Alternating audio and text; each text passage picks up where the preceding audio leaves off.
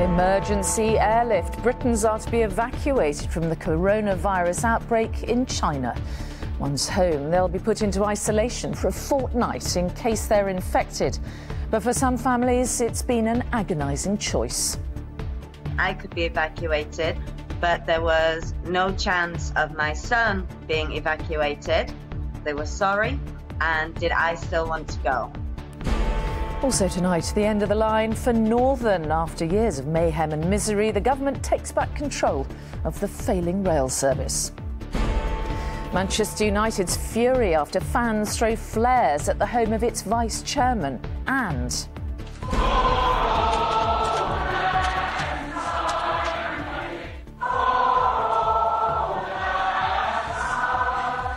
bye-bye Brussels. British MEPs say farewell to the European Parliament.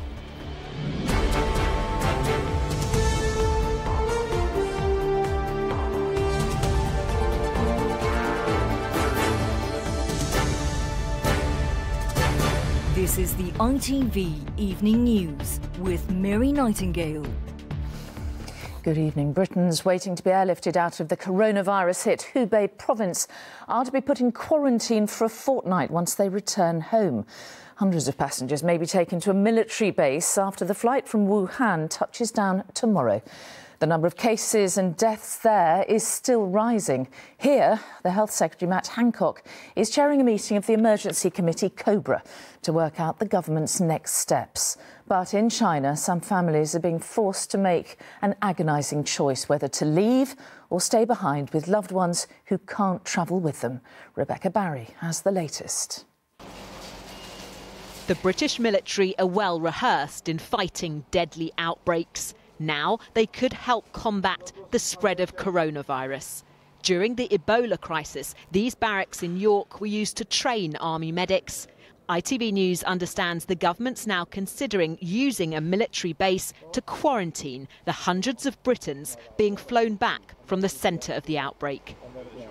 Around 200 British nationals remain trapped in the city of Wuhan, now in lockdown, to try and contain the disease that's killed more than 130 people. Tomorrow, a flight is due to bring them back home. Quite stressed, really. Pressure is at the limit. But for expat English teacher Natalie Francis, who lives in Wuhan, the turmoil goes on. Her 3-year-old son, Jamie, has a Chinese passport. I could be evacuated, but there was no chance of my son being evacuated. They were sorry, and did I still want to go? It did kind of leave me a bit speechless.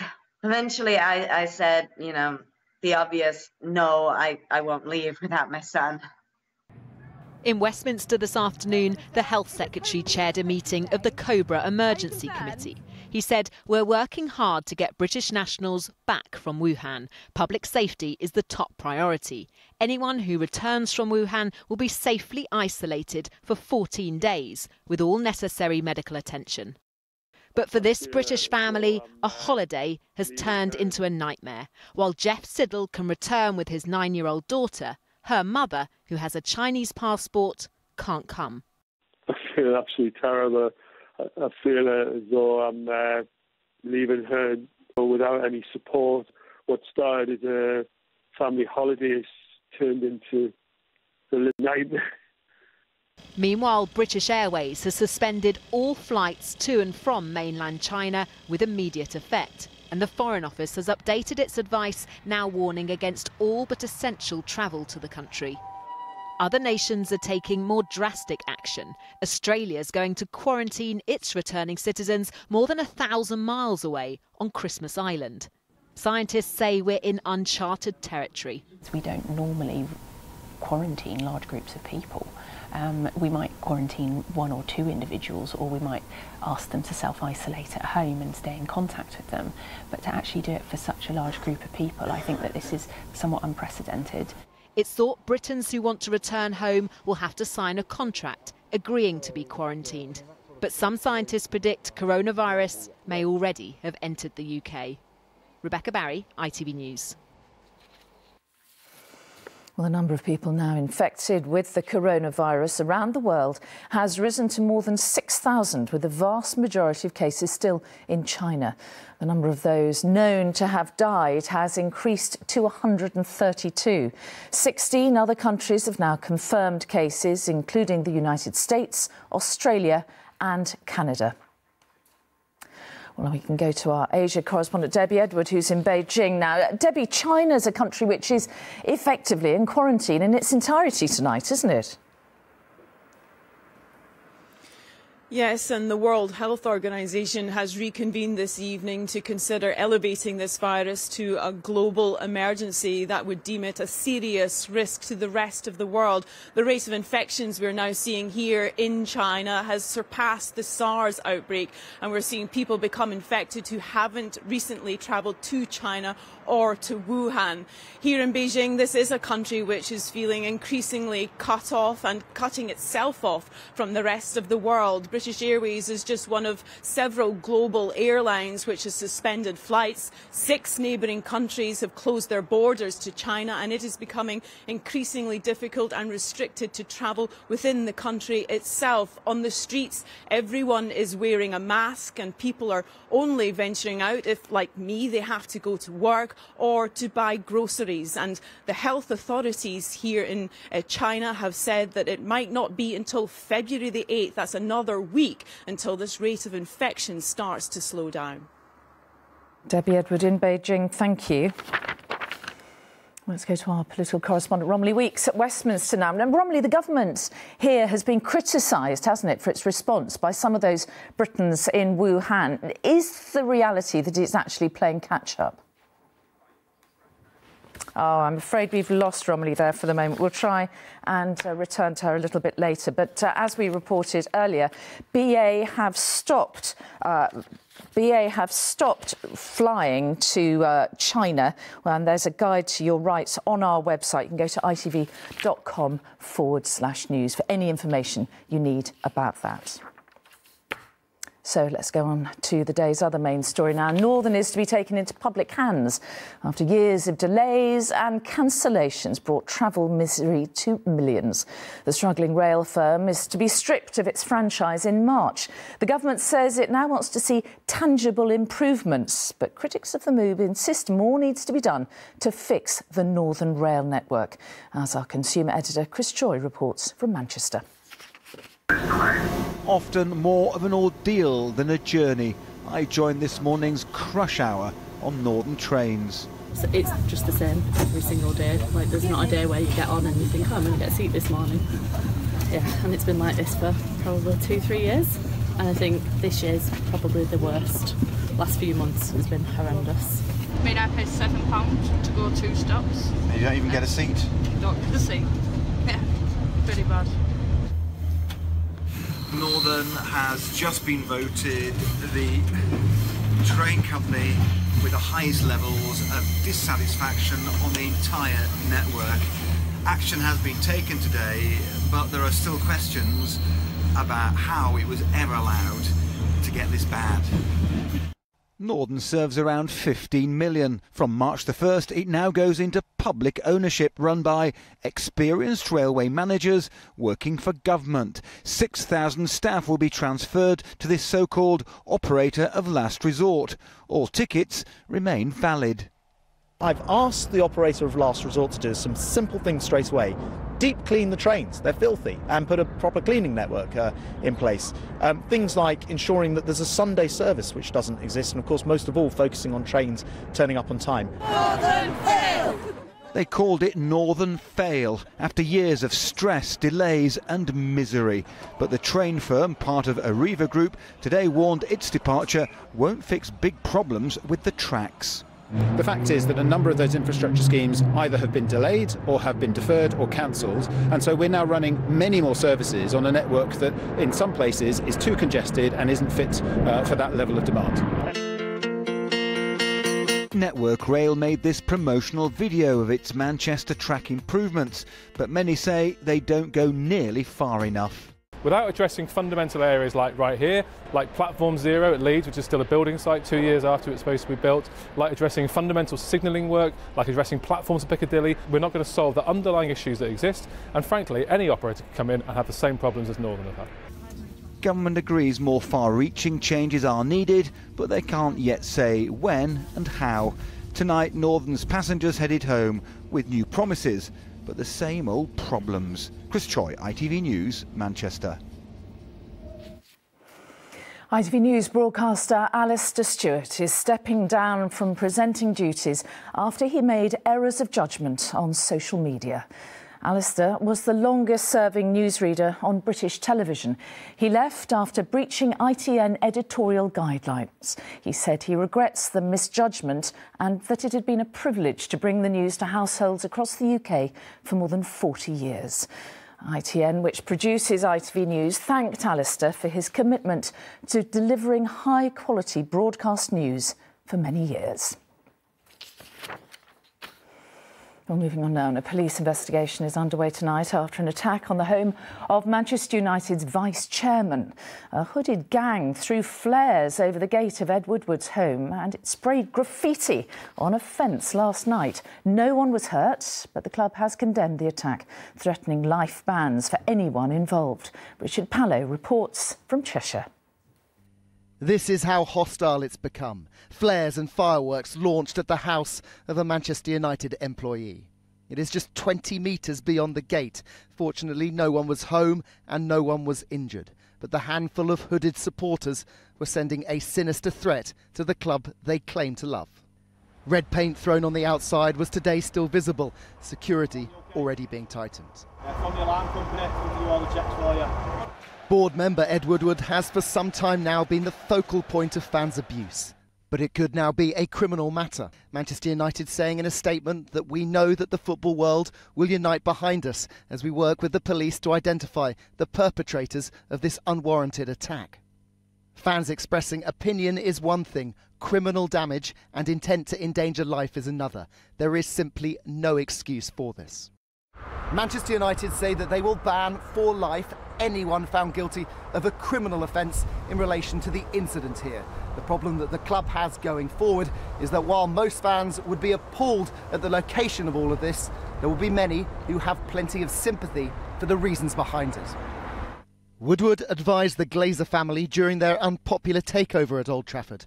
With the owners based in America, he runs United day to day, and with critics saying he values profits ahead of performance. And for Manchester United blogger Natalie Burrell, last night shames the club. These people who did that aren't United fans. They're not true supporters, and fans do not believe that that should happen to Ed Woodward. But obviously there's a lot of anger towards him from and the Glazers because they're not really backing this team the way we expected. Ed Woodward's wife and twin 6-year-old girls are understood to be too distressed to return to the property and will be living elsewhere for the moment. There is no indication that he will be stepping down as chief executive, whatever others may attempt to do. Well, as if the spotlight wasn't on Manchester United enough, tonight they play their arch rivals Manchester City in the second leg of the Carabao Cup semi-final. Now, it's not known whether Ed Woodward will be here. It's not even known if he's been advised that it will be safe to do so by the police. But you only have to look to last Sunday, just a few days ago, in the FA Cup fourth round, a game that United won 6-0 against Tranmere. Woodward was not there for whatever reason, and yet a small section of the fans were chanting very audibly death threats toward him. And as Manchester City have a 2-goal lead, they're likely to go through. United are likely to go out, and that febrile atmosphere could yet boil over again. OK, Richard Pallow at the Etihad Stadium, thank you. Still to come, the ITV Evening News, the new warning for women who drink whilst they're pregnant. And the teenager flying high, the youngest Briton ever to go solo.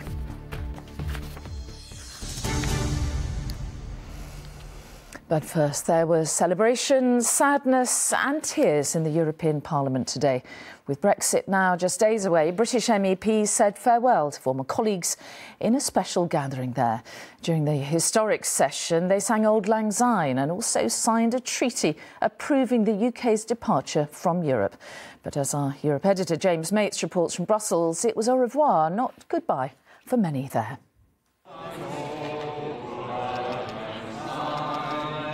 The realities of Brexit are finally hitting the political class in Brussels. Colleagues gathering ahead of the final ratification in the European Parliament, the last time they'll share the floor with British colleagues. In the chamber, there's little that hasn't already been said about Brexit. Many said it again today, but this time added the words goodbye. It's in fact sad to see a country leaving that twice liberated us, twice given its blood to liberate Europe. I can only say we will miss you. If that was an attempt to calm the rows that have engulfed this place for the last 3.5 years, Nigel Farage was having none of it.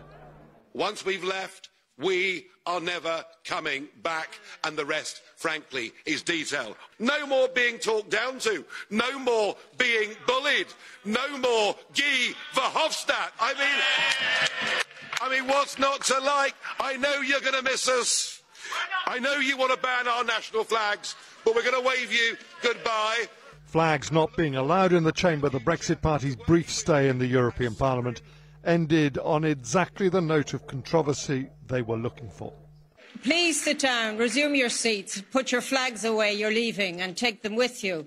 And for those who predict Britain's departure as the beginning of the end of the EU, this from a French MEP very close to President Macron. If some of you think that the next phase is the weakening of the EU, we will prove you dead wrong. We will renew Europe, make it better. And with that, it was all over, bar the voting, which, as expected, was a formality. By a huge margin, 621 to 49, Brexit was ratified and became settled law. Commission President von der Leyen had quoted George Eliot, "Only in the agony of parting do we look into the depths of love." Well, agony and love may have overstated it, but few members were unmoved by the moment.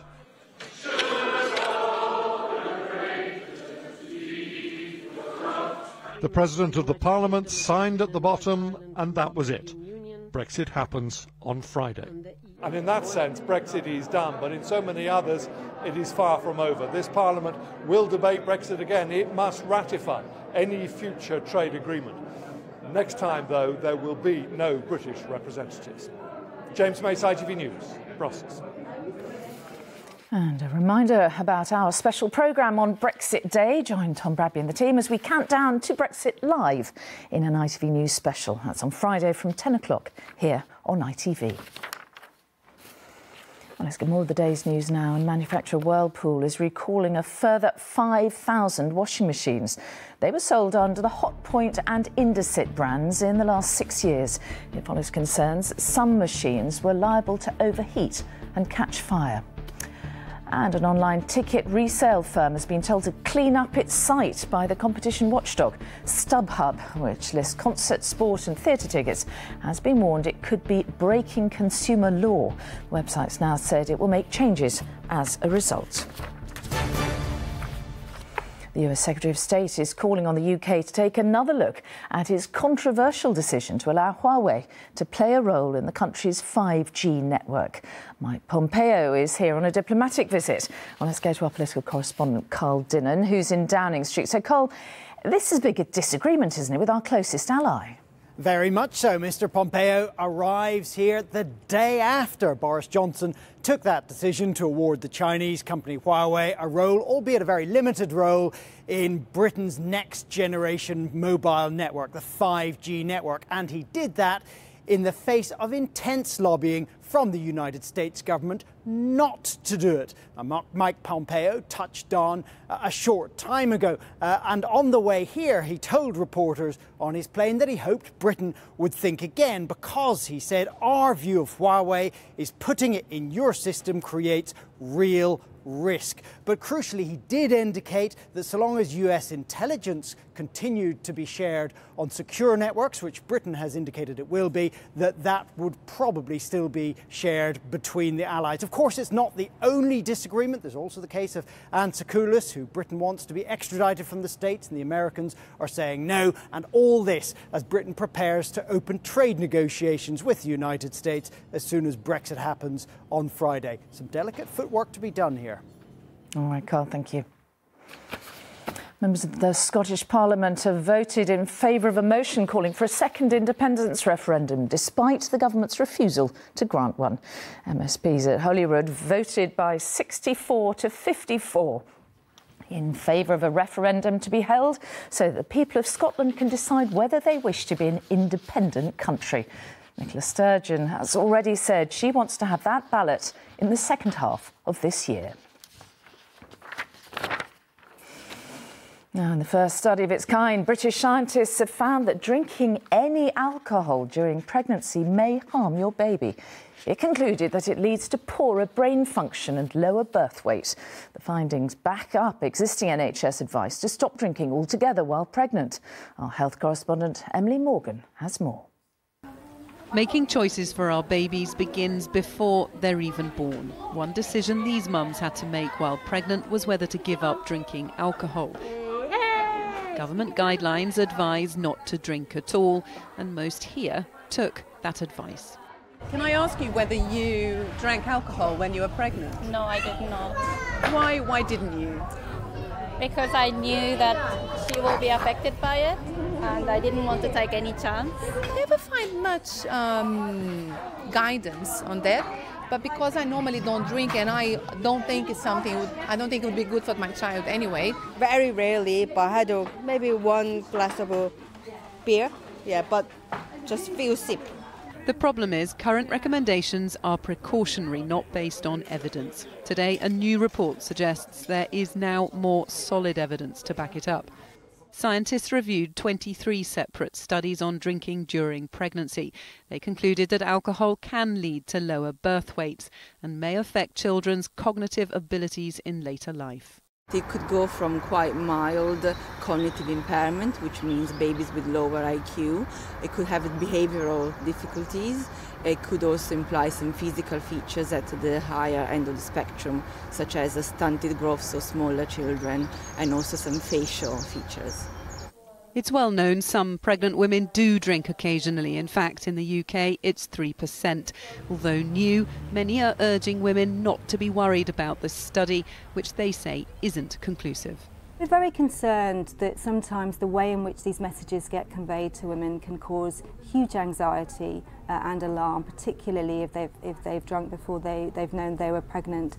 It's really important that women get evidence-based information on which to make their choices. The scientists concede they can't say how harmful alcohol is, but insist their study goes the furthest in proving it can damage a child. Emily Morgan, ITV News. And finally, to a teenage high flyer, literally, 14-year-old Maxim Ferguson has become the youngest ever pilot to get his RAF wings. The record breaker was awarded the prestigious accolade 2 years earlier than anyone in history. What's more, it's not even his first crowning achievement. He spoke to Stacey Foster as they both took to the skies. Very good takeoff, very much on. Maxim Ferguson is the youngest Brit to ever fly solo. In fact, he's one of the youngest people in the world to take to the skies alone. Max has been seeing the sights of Blackpool from up here since he first started flying at the age of 8. Max has his instructor with him today because in the UK you have to be 16 years old to fly solo. But in Canada he was able to fly on his own at the age of 40. This was the moment Maxim took off on his own in Canada last year, just after his 14th birthday. Obviously it's very nerve-wracking. Once in there, looked over to the right seat and there's no one there, and at that point you have to sort of do it yourself. Felt really good about myself. And obviously when I taxied onto the ramp and shut down, all the instructors came out and clapped and everything. And then after that I got a big bucket of water thrown over my head. Would you like to have a sit in it? Of course, definitely. Be careful now. Max is also the youngest air cadet in the history of the Royal Air Force to be awarded his civilian wings. Now he's flown a plane on his own. The honour was bestowed by a retiring RAF wing commander. Many years ago, 14, I was on this airfield waiting for my first flight in an Avro Anson, and the reality is that I took another 3 years before I actually achieved my solo wings. So Max is a rather special young man. November 8, Mike Charlie, right downwind to Michigan. Despite having his wings, Max can't get his pilot's licence until he's 17. A job in aviation is on the horizon, but for the next few years, he'll just be flying for fun. Stacey Foster, ITV News, Blackpool. Max Ferguson flying high there. And that's it for now. Tom Bradby's here with news at 10 from me and all the team. Have a very good evening. Bye-bye.